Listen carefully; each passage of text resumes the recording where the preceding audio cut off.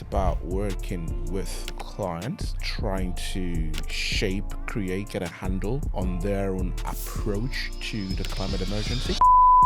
Everybody expects a business to be showing a pathway to becoming net zero, and they don't know how to do that. Diversity is needed, for any business, society to flourish, right? There is a massive performance gaps in most buildings. I think if you're talking about small, medium enterprises in particular, I think one of the biggest challenges for them, I believe most of my job is still converting hearts and minds. Don't be satisfied with the bare minimum. You got to go over and beyond. Look for it. It won't come to you.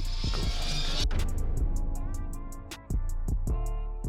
Well, the education is architecture. And that's because I had a flair for art, and I was quite okay with numbers, right? How people relate with spaces, within spaces, perceive spaces, experience spaces, and how you can actually use that, to actually inform how people move around, how people find delight. Yeah, that was a big passion for me. That is my passion. I love that. Where do you think that passion came from for you? That's interesting. It was mostly accidental, I would say, because everyone in my family, mom, dad, sister, brother, they're all accountants. They're numbers people. They're very detailed people, very focused, very disciplined. That's the kind of home I grew up in, and I was the last of three kids who just wouldn't put a pen down. I would draw it all day long. I love drawing. I love putting things together. I love painting. And then I went on to secondary school or high school, and my art teacher was very, very, very instrumental to driving my passion for art, because he saw something in me, and he went on to encourage me to put in an entry into a national arts competition, which I won, by the way. It was incredible, and that was the beginning, and there was a belief in me. Actually, I could do this. I can express thoughts and imaginations through art, and my late uncle saw that and said, look, you're not just a numbers guy like everybody else. You got a special gift, with your flair for imagination and how you can actually think something and translate it on paper, and that led me into architecture school, and that was the beginning of the journey. So he started with an art teacher. I like to mention his name. His name is Yusa Akimbolaji. He is not in Canada at the moment. He inspired me. He was the first person I'd known that actually showed belief in me. Incredible. And how did he do that for you? Because you hear so many stories of bad examples of teaching and bad examples of teachers stifling students, but I've not heard very many stories, at least on this podcast yet, of people saying that this teacher has inspired me. So what is it that he actually did, and how did that show up for you? I think first and foremost was he embodied it. He had a very unique art form himself, which he shared with the students. He would invite us to his own personal studio. Look at my works. So it wasn't just a case of telling you, he was showing, right? And he would go over and beyond just a curriculum. He goes over and beyond just the interaction in the classroom. There would be exhibitions, and he would get us tickets to go to it. And he started to put a bit of a challenge to it. The best 3 students in my class will get this ticket, and you get to see this famous artist, and doing the exhibition. He went over. That was way beyond his job description. He genuinely believed in his students, right? And he wanted to draw the best out of us. He never gave me an opportunity to doubt myself. And that is very infectious, his enthusiasm. And he just drew belief in me. What advice would you have then for someone, and I know that you teach in universities, don't you? You lecture in universities. So what advice would you give to someone that's in maybe year 1 of an architectural course? Oh, well, I think what I would say is be curious, devour everything you can. because at that stage, that's all you can do. You need to ingest as much as possible. At that particular stage, you'll be familiar with architecture having multiple languages and forms and expressions through the decades and all that. Various very established international architects and practices with their signature way of expressing form and function. There's so much to learn out there, and I think by devouring that, by ingesting all of that, you will find your own form. You find your own essence in the midst of it. But you will not be created out of a void. How much you get out of it is how much you put into it. So at the early stages, you just need to just get so much in. Don't be satisfied with the bare minimum. You got to go over and beyond. Look for it. It won't come to you. Go find it. I love that. How often do you teach? Yeah, so I do my lectures every year. So both first and second semesters, undergrads and postgrads. That's University of Bath, University of Bristol, University of West of England. I did a sting at Cardiff University as well, Welsh School of Architecture. So yeah, I would probably lecture like 3-4 times a year now. And so who is it that you work for at the moment? What is it that you do there? I thought you would never ask. Just kidding. I work with RPS Group.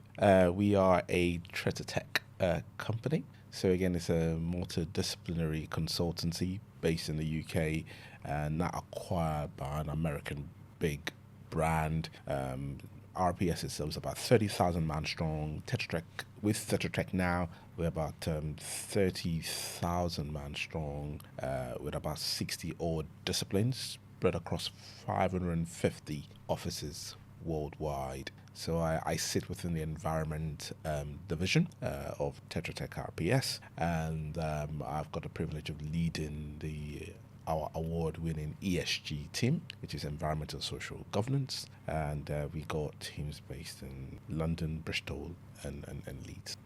And what does that role that you've got actually entail? So if you kind of to break that down, what is it that you actually do? So for me, it's about working with clients in terms of organizations, trying to shape, create, get a handle on their own approach to the climate emergency. How do they address their responsibility in terms of what a business should be doing in society and for the planet and for the community and people? How do we do that? And most notably is things around net zero carbon commitment, where everybody expects a business to be showing a pathway to becoming net zero, and they don't know how to do that. So my role is to help organizations and businesses to understand where they are and how to get to where they want to be, both in the light of their investors, in the light of their partners, in the light of all their stakeholders, both top and bottom, and staff and future employee. And that's the one bit of the work I do. And then on the other side as well, in the build sector, I work with developers, with asset owners, with design teams, contractors, delivering projects ranging from residential to offices, healthcare, different kind of infrastructure and business and buildings, and setting sustainability targets, aspirations for those, going through planning stage, through the design stage, translating the design intent as well into the built performance which you want to see, and then beyond that is trying to get a grasp for the operational performance. Is there any gaps there? As we know, there is a massive performance gaps in most buildings, from what's intended in design to what's actually realized is a big gulf. And what about your role, would you say, brings you the most satisfaction? I think for me, it's seeing a client who just gets it. For quite a long time, I've been on a project where our client didn't quite get it, and to find a client who then goes, right, okay, that makes sense. That's a eureka moment for me. I believe most of my job is still converting hearts and minds, as much as also building nuts and bolts. But anyone can build nuts and bolts, right? We've got methodologies, you've got standards, frameworks, you've got case studies, and examples you could use, templates to build that on, right? But hearts and mind, that's a deep one. It's interesting that you mentioned the hearts and minds. When those two things come together, often people know what the right thing is to do. Yeah, they do. But because their heart's not in it, Absolutely. it doesn't get done. No. And to be able to see just beyond the bare minimum, it's such a beautiful thing. So what have you found effective ways of gaining people's hearts and minds? Storytelling, which you, by the way, are very good at, Darren, I must say. Yeah, I think it comes down to the ability to connect with people. Many times we find ourselves trying to show how brilliant we are, how technically sound we are, and sometimes it can be off-putting, and quite a lot of messaging in our field, our industry, in consultancy and climate advocacy. It's a lot of painting of doom and gloom. It's depressing. Doesn't quite get anybody to want to really do stuff, right?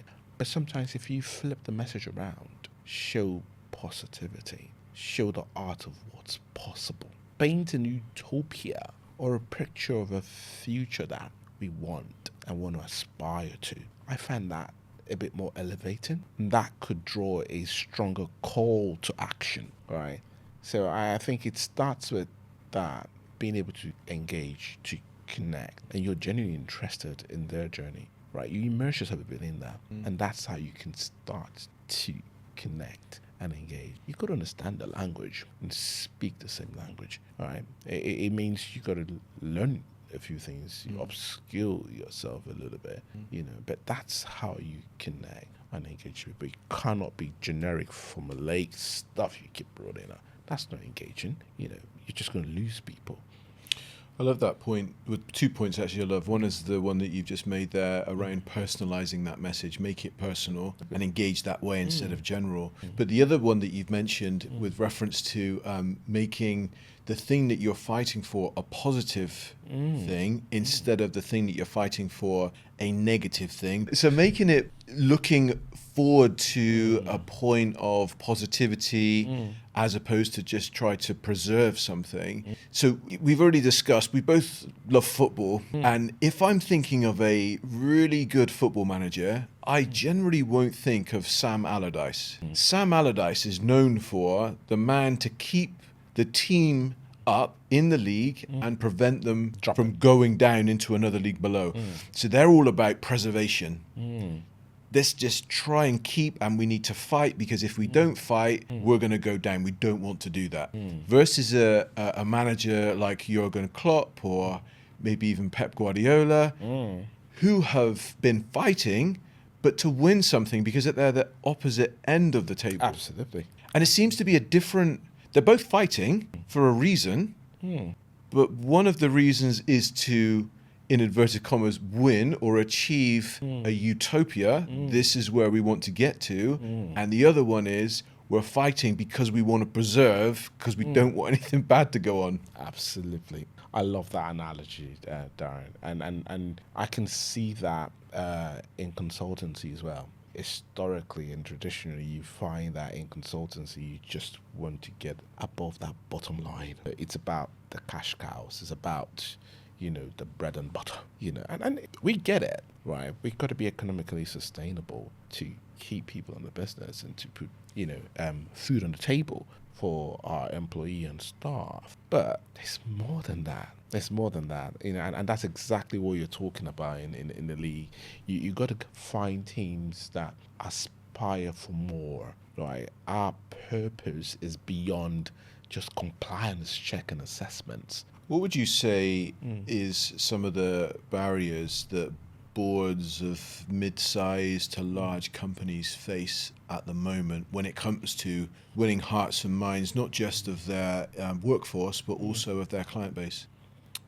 I think if you're talking about small, medium enterprises in particular, I think one of the biggest challenges for them is very nearsighted. Right, what's really immediate to them is resources. They struggle with resources. We don't have the resource for it, both in terms of financial capital and in terms of human capital. We're thin on the ground. Who's going to do it? Who's going to take that through? Head of finance is also head of admin. How are they going to manage that as well? So they are really at a very disadvantaged position in that regard, and that's where we want to try and see where we can collaborate more closely with them. And then you start to bring in this concept of embedded partnership, right? And you could have within your team, secondments. You get a consultant to be with them for a period of 6 to 12 months, to bridge that gap, right? And it starts to show them the art of what's possible, and whilst we can't particularly directly influence the financial capital bit, but at least we can help them to start to sort out, the resourcing side of life. I mean, we can't solve every single problem, but the bits we can, we will. But I think for me, it's resourcing is one of the biggest challenges. It gives a massive headache. It probably just makes them switch off because we can't do it. I'm wondering now how this then shows up for larger organizations. So resource isn't such an issue. No, it's not. But what other things are barriers for them? So for larger organizations, I guess it could be a case of there are some businesses that they are happy where they are. It could be complacency. They already renowned for certain things. They're known for this. They're known for that. They've got a solid reputation in their craft, and they don't feel a need to change that. They feel they're doing fine, and that's enough. So this is the cash cow mentality. Correct. We're just churning it over. Absolutely. Shareholders are happy. Absolutely. We'll stay in our lane. If it's not broken, don't fix it. That's what they'll say to you. But you got to paint the picture. Take them down the memory lane. Look at Kodak, for example. And there are many other businesses like that. That failed. Blockbuster. To move with the times. They became redundant. The interesting thing as well, I read something recently when Netflix, I think they were something like 50 million in the hole when they decided to aggressively take on Blockbuster. Right. So they were financially in a very, very different position than what Blockbuster were. But we know how the story ended in top one, right? And I think that from that, the thing that I found interesting is that if you're in the hole, doesn't mean to say that you'll stay in the hole. Absolutely. And if you see someone else in the hole, that doesn't mean to say that they are going to stay in the hole. True that. Absolutely. Talk to me about coming from Nigeria to the UK. Ooh, that's an interesting bit. I never thought I'd be in the UK. Most of my family are based in America. But why leave Nigeria? Why leave Nigeria? So for me, it was a desire to get a platform for myself to address something that was big on my heart, and which was the impact of the built environment on the natural environment. So remember, I was an architect, designing buildings, and I saw the funds coming in from the World Bank, and we're embracing all kinds of, building designs and stuff, but they were having massive detrimental impacts on the environment. The main one was in the oil and gas sector. I saw communities blighted by the exploitation and exploration of oil. And I'd seen some massive industrial plants built on the back of World Bank funds that didn't make sense. They did not sustain. An example of it was an incineration plant in the heart of Lagos City. I'm like, in the center of the city? Well, in the city, yeah, in the city. I'm like, why would you do this? That's one. Secondly, you're looking at a city where the split between waste, biodegradable waste and non-biodegradable waste is probably about 40-60, right? Why would you incinerate that? But that's what they're doing. Wow. So it was just ridiculous. It didn't make sense, right? And that was where I wanted to get myself an opportunity to be able to speak into that. And that's what drove me to take a master's in environmental engineering and sustainable development at Imperial College. So that was where it started from. So you were in Nigeria, seeing that there was a need for significant change. The reason for this significant change is because decisions were being made that were just outlandish, being driven by Bonkers. Yeah, bonkers. That's absolutely bonkers. That it seemed as though that decision was being driven by money and Yes. the desire for more money, as opposed to the health of the people that lived in that Correct. city. I mean, just for perspective here, how many people are there in Lagos, which is the capital of Nigeria? Yes, so Lagos is a very, very tiny parcel of land on the west coast of Nigeria, and it's about 25, 30 million people. So 30 million people are all breathing in toxic fumes as a result of this incineration plant. Absolutely. In your heart, you're like, I need to make a difference. Why could you not make a difference by going to a university in Nigeria? Why the Imperial College in London? Well, that's a good question. I think at the time, I didn't see any program right there within Nigeria that actually addressed that. So for me, initially, I wanted to do architectural engineering, but the cost didn't exist, right? But I couldn't afford to afford overseas education at the time. So I went on straight to do architectural design, which was what was available at the time. But my passion was still there into engineering. So the opportunity came when I got a fully funded scholarship by the Foreign and Commonwealth Office, UK, via the British Council, to then take up that master's program. And why did that scholarship come to you? What was it that they saw in you, or how did you go through that process to have someone pay for Yes. that? Sometimes I keep asking myself that question. Why me? And basically, the essence of the program is to find change agents, people with a passion for a future that has a sustainable outcome associated with it, and they have a bit of an understanding, and they desire to gather tools, which they need to be able to facilitate those outcomes. I can see by the fire in your eyes and just the way that you're presenting yourself that you have that passion for change, and also the things that you're talking about. So I think that whoever made the decision, I think they made a great decision. Thank you, British Council. But I think that's important to note for two reasons. One is for people to appreciate and understand that live and that were born in this country, that the route from another country to this country is not just a straightforward one. You can't just decide, I'm going to go and study in England. Let me just hop on a plane and go across to England and go and study. Yeah, but it didn't end at coming to study, because after my program, I left the UK and came back to Lagos to continue my career. I'm going to go on to that in a second, but I just want to make that second point that is why I wanted to kind of draw this out, is that there is a young version of Tunde back in maybe Lagos, maybe a different country, that has a passion and a desire in their heart, and they're like, how do I go and express that when the country that I'm in at the moment don't have the course that my heart desires? So how can my head and my heart join to put that energy into something? Okay, well, maybe here's an example here sitting right in front of me of someone that's been able to do that, to go and learn and do that thing in another country, which then brings me on to my next point, which is then you said I've now gone back to Nigeria. So can you kind of pick up the story from there, why you went back, what you did? Yeah, so I mean, like I said, the intent was to get tools, to build a platform, to give myself a voice, to be able to address a concern. But of course, I was a bit naive to think that just because I've got a master's degree from the great Imperial College, then everybody's going to stop and listen to me. If only it was that easy, right? Only if it was that easy. But honestly, I believed I could persuade anyone, and I did. I did so much. I wrote proposals. I wrote letters. I spoke to people. I got connected to the question, believe it or not, at the end of everything was, what's in it for us?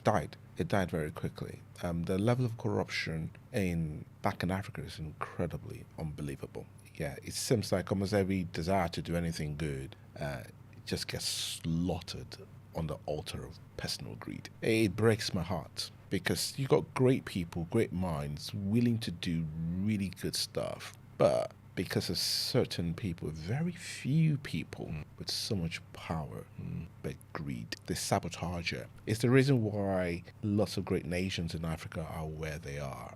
Not because of lack of resources. I mean, not there's no lack of natural resources. Absolutely not. No lack of human resources or whatsoever.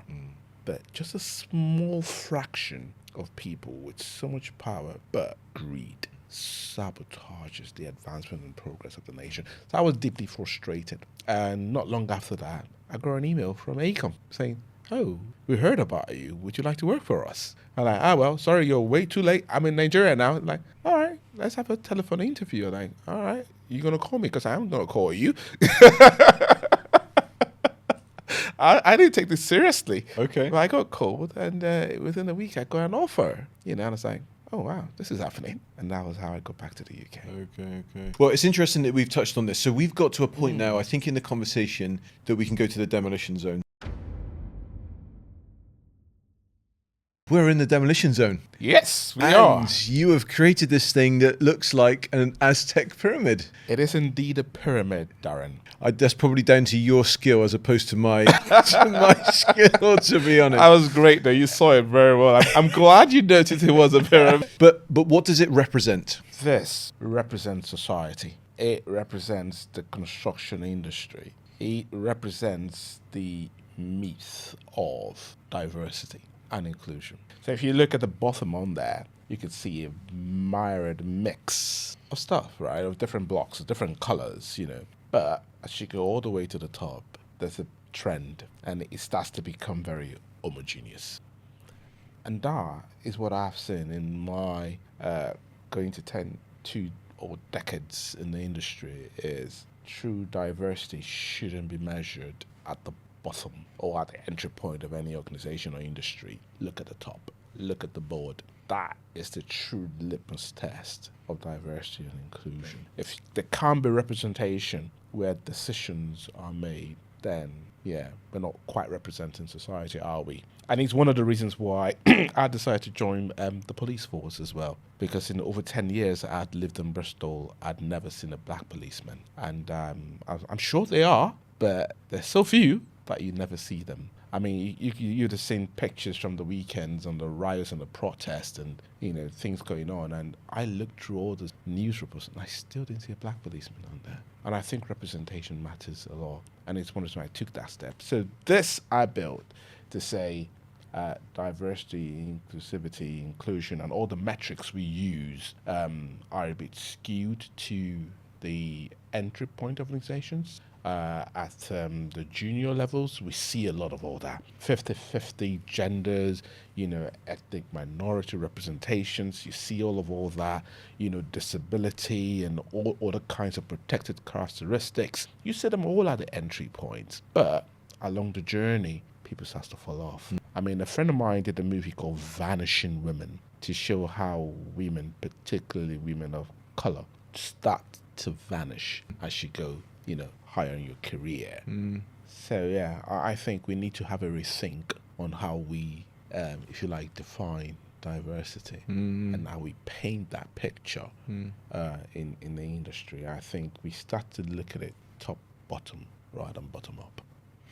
I like that, and the way, just for those people that are listening, so the top tier of bricks are all blue. They're all the same color blue. The bottom and the lower tiers are different colors, different shapes as well. So what would you say then to someone that is on the board of, say, a FTSE 100 company or a FTSE 200 company in the construction industry? At the construction industry, I don't think that, there's too much of a difference really to the point, if I understand what you're saying. What message would you give to board members? I think it's two things. One is honesty. Let's be honest about this. We've got a problem. Secondly, can we be courageous, and accept there is a problem and do something about the problem, and not try to massage the story and the narrative to suit. Just embrace it. This is where we are. It might not be of your making. a lot of things are skewed, particularly in the construction industry where it's generally male dominated and all that. We know that. We take that. And in consultancy as well, environmental consultancy, we're now starting to see women come onto boards, and leading teams, which is great to see, but it's not nearly enough, right? So the question is, what are the hard decisions that need to be made, right? Where has it gone wrong now? And what are we doing about it, right? It's not enough to start setting targets for your HR teams and business unit leaders to get, this numbers right, entry level. What are you doing throughout the course of an individual's career to sponsor them, to promote them, to develop them, to support them, to empower them so that they do succeed? I'm going to let you knock it down in a minute, but I've got this thing on my mind, which is bringing me back to the teacher that you had that could see a vision in you and in what you were trying to do that inspired you to be on the path that you're on. And I'm wondering here if your message is also including that for board members, is that when they see the metaphoric spludge on the white canvas or on the canvas, that they don't say, oh, that's a mistake, that they say, oh, actually you can, and they start to, I think the word you used was gush, I've forgotten the exact word, but exude, that was the word, they start to exude, and that helps the person to feel, oh yes, I can see how this mistake, in inverted commas, can be used for not just my good, but the good of the company as well. Correct. But you need a visionary leader in order to do that. Correct. Somebody with a belief, someone that buys it, someone that buys into it, that sees it and desires, to see people flourish. And people are not race, color, gender, or sexual orientation. People are people, full stop. And I think that's where we need to get to, right? But we're still millions of miles away from that, and the myth is that diversity is happening, but no, it's not. It's At that senior level. No, it's not. Good. Well, do you want to go ahead and destroy that myth? Absolutely. It would be my pleasure. Away you go. Shall we? Let's do it. Smash it!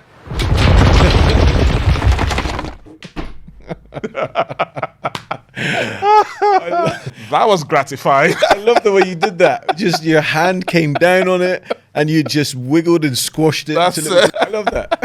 I enjoy that more than I should. Sunday, that is good. Sunday, I'm wondering, is there anything that's on your mind at the moment that you think would be useful for our listeners to hear? What I'm going to say to them is probably what I'm probably saying to myself as well. And what I've been saying to myself most recently is what lies ahead of me is so much greater than all that's behind. Whether it's success, whether it's failure, the past is so much smaller than all that lies ahead. And the message behind that is really, don't hold too much of the past. Whether it's a success or a failure, grow out of it.